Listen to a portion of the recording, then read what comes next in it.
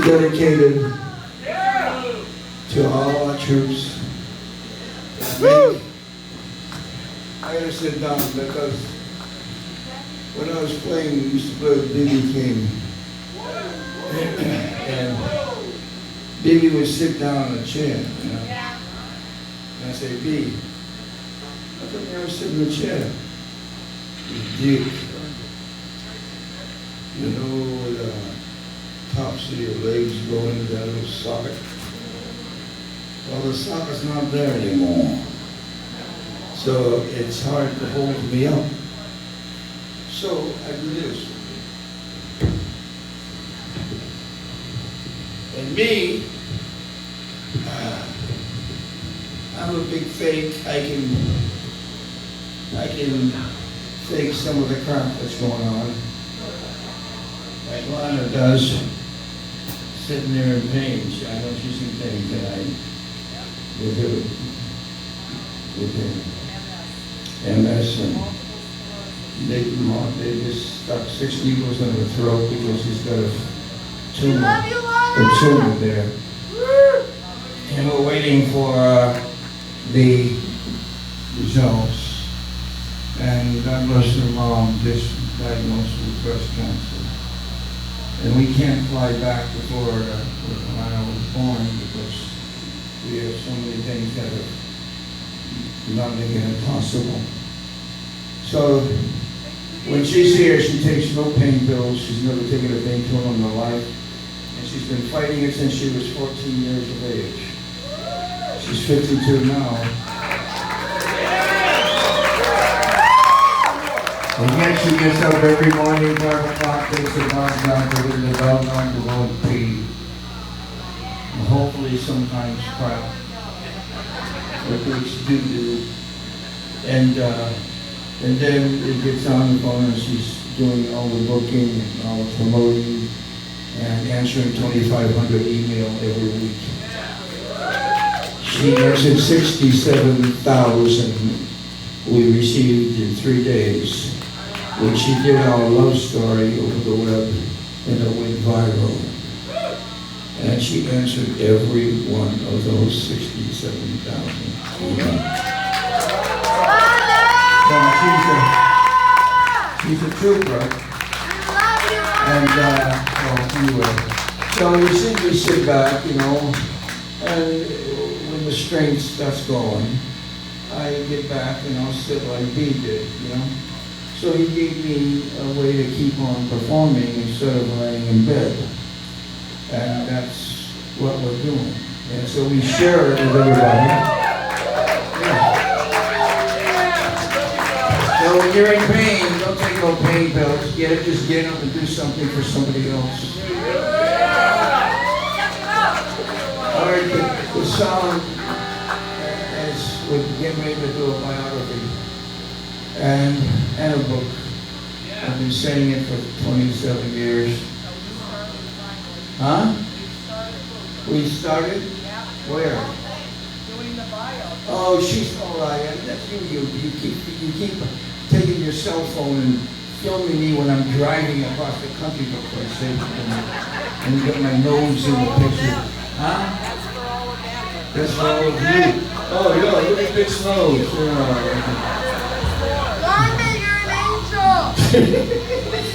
So anyway, the thing is this.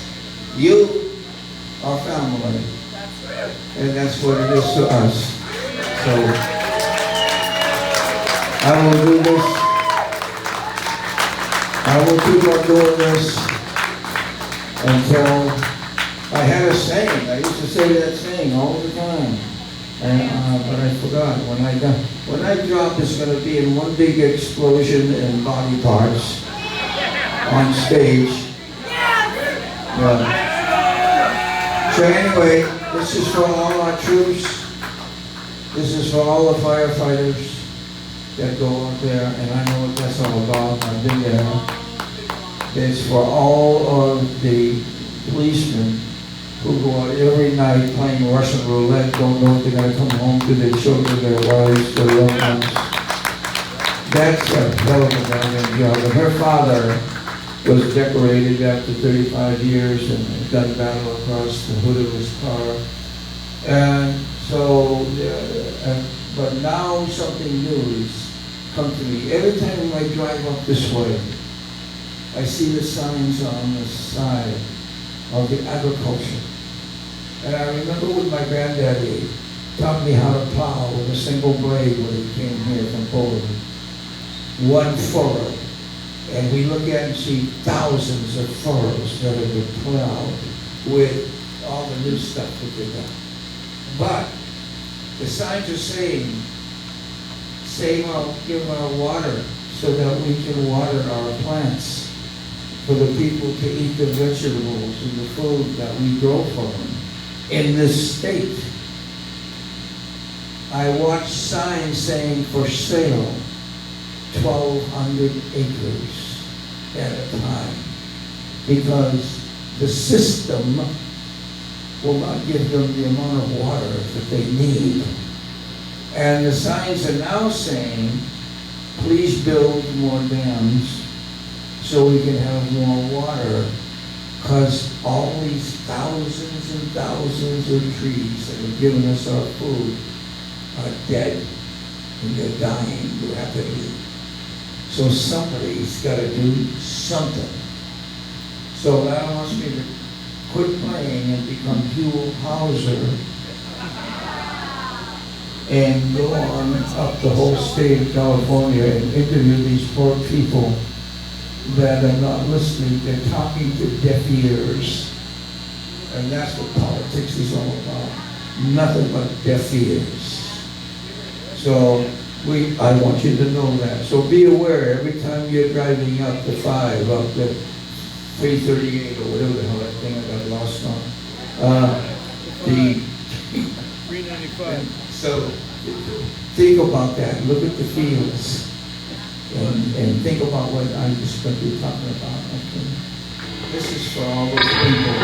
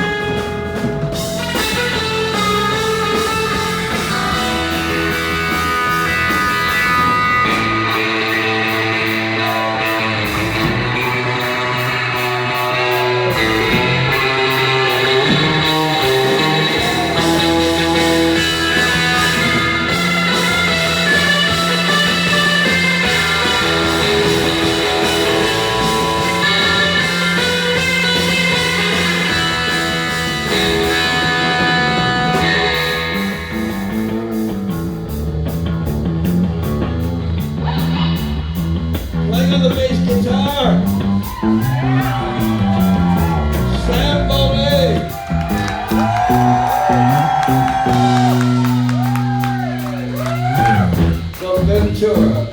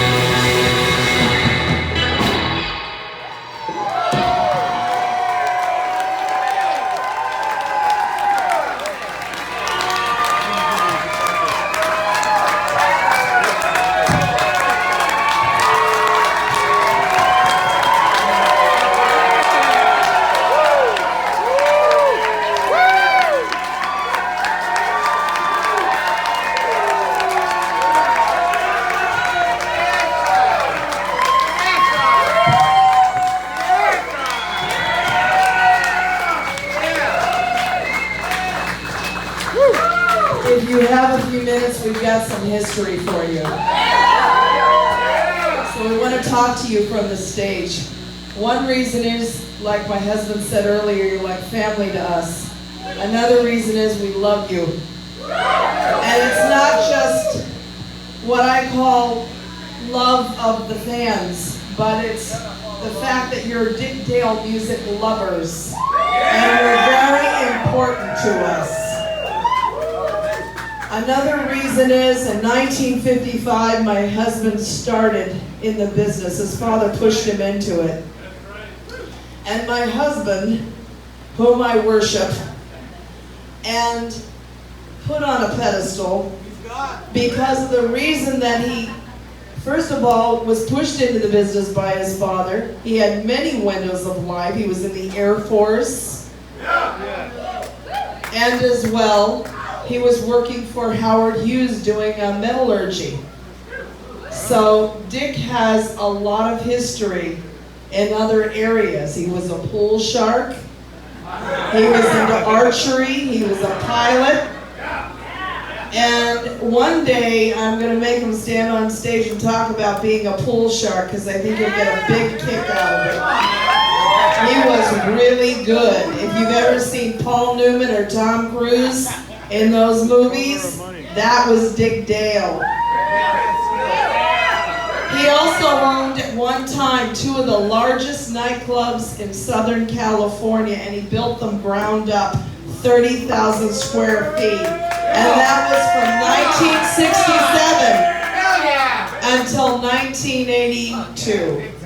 So he knows every aspect of this business, not just performing, but owning a business, running the business.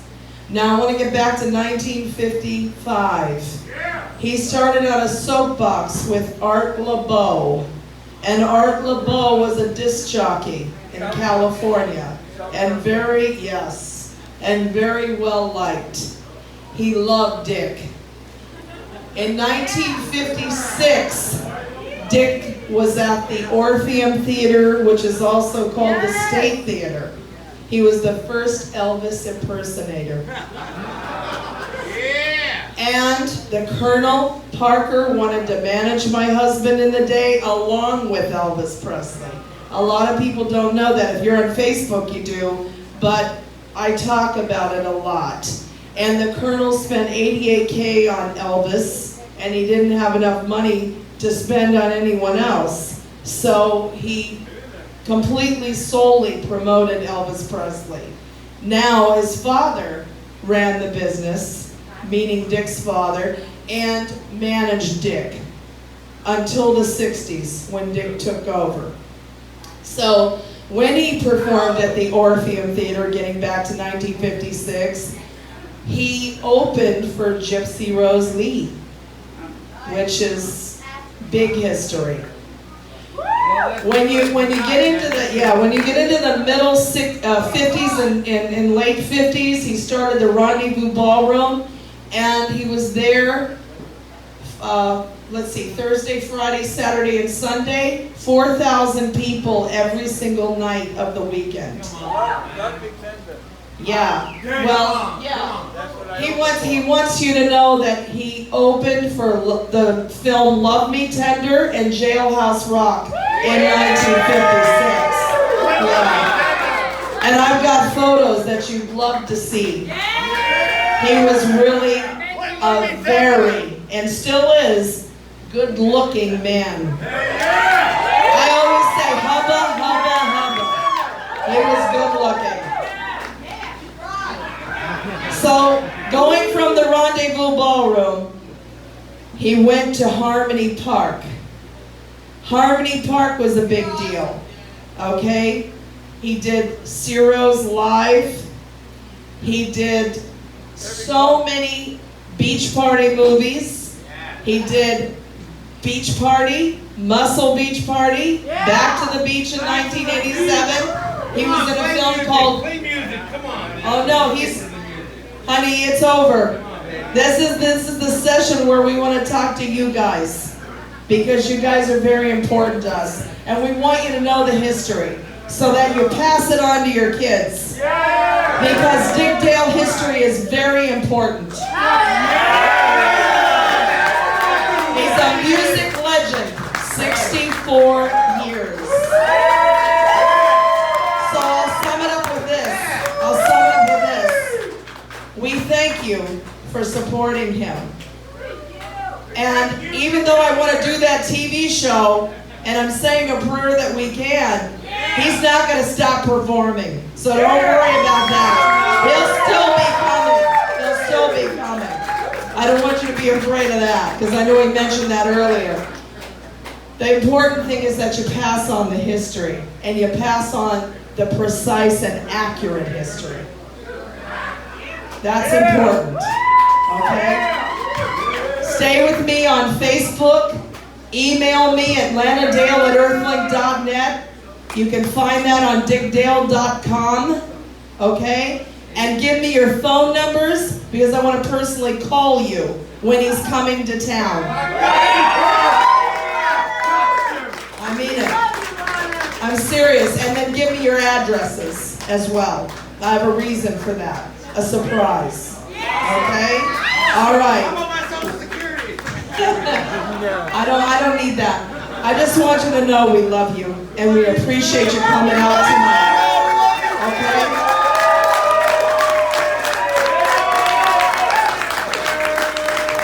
I just want to say that everything my wife says comes from her heart. That's right. And she's been that way since she was a child, taking care of the elderly.